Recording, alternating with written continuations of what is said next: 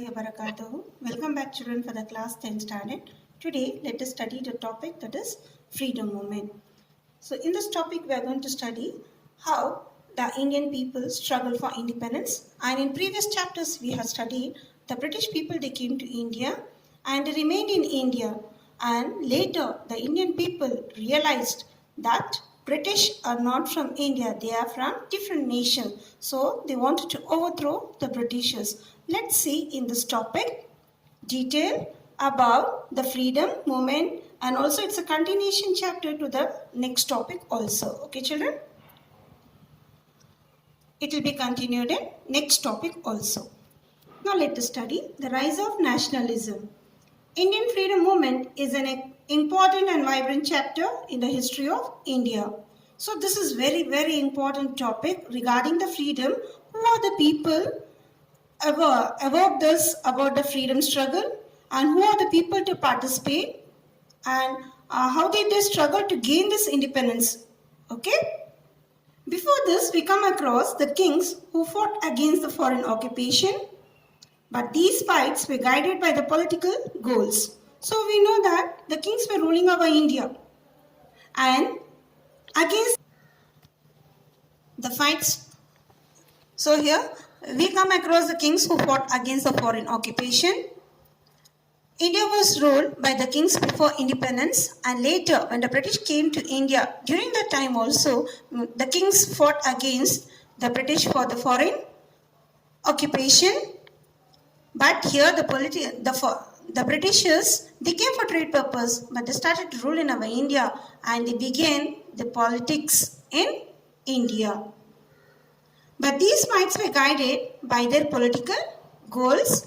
Since they fought against the foreign occupation, it can be considered as the beginning of nationalism. Yes.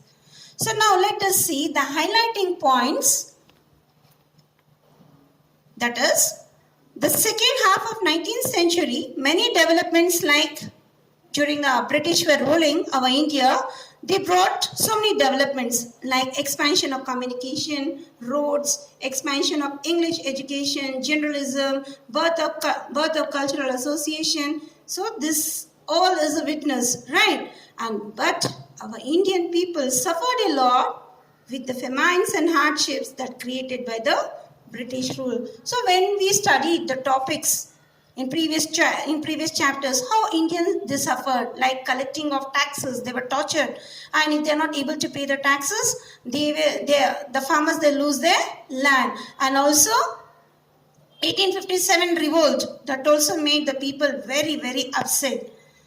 And the next comes here, the many farmers and tribal agitation that took place during this period is a proof of this. Indians who suffered in the hands of East India Company put up strong resistance in the form of First War of Indian Independence in 1857. Yes, just now I said you here, our Indian 1857 revolt, it is also called as Indian Freedom Struggle or Sipahi Mutiny. So where the political cause, economic cause, administrative and military. So in this, doctrine of lapse introduced by Lord Dalhousie, where the kings were overthrown because if the kings they don't have the natural heirs, they lost their power. And in that many people became unemployed. And next comes economic, where industries began. And what happened to the cottage industry, the weavers and everyone, even they became helpless, jobless here. They don't have proper earnings. And then comes here, the laws were implemented only for Indian people, not for British people. So these all affected in 1857 revolt. And here, as a result, it ended the rule of English East India Company in the year 1857 and started the rule of Queen of England. Yes, Queen Elizabeth, 1858, she proclaimed for the Britishers a Magna Carta, but where they had to undersign and follow some rules and regulations. Rules and regulations not only for Indian people, it's maintained for British people also. From there, they had a stable government. With implementation of Act of 1861, 1861 we studied in part 1 the impact of the British rule. Well, the laws were implemented by the Britishers, like one act it was passed, and 20 years, after 20 years, one more law. So that laws were implemented. The participation of Indians in the legislation process was guided in the acts that they had to follow. And as a result of all this, the educated youth started sharing the idea of nationalism with ordinary people, and nationalism found its root as concrete concept. Yes, they realized nationalism is most important. And here comes the formation of INC. Indian National Congress is the institutional expression of this. Indian National Congress.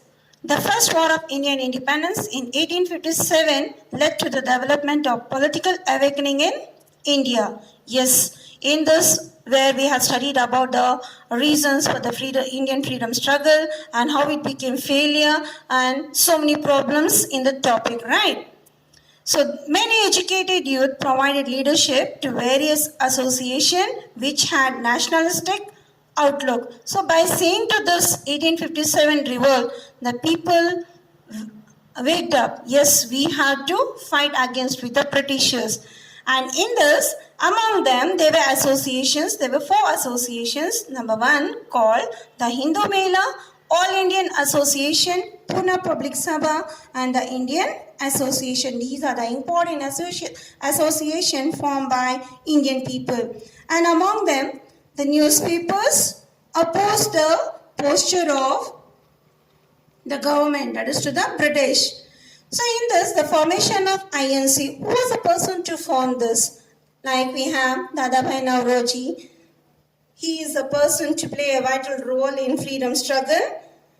Indian INC, in the sense here, Indian National Congress, was formed by Alan Octavian Hume. He is also referred as A.O. Hume, Dadabhai Naoroji, and Dinshaw Vacha.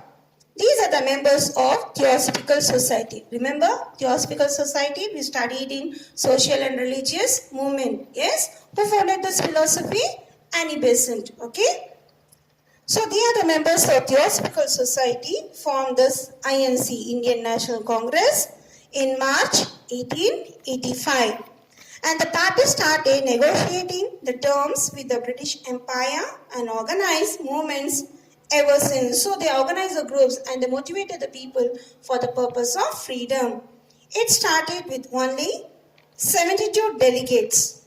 The Congress became stronger by the day as every day number of people get increased. Many members became the member of this INC with over 15 million members by the end of the freedom movement in 1947. Till freedom, unless and until they get the freedom, number of people became members of this INC, and lastly we achieved the independence.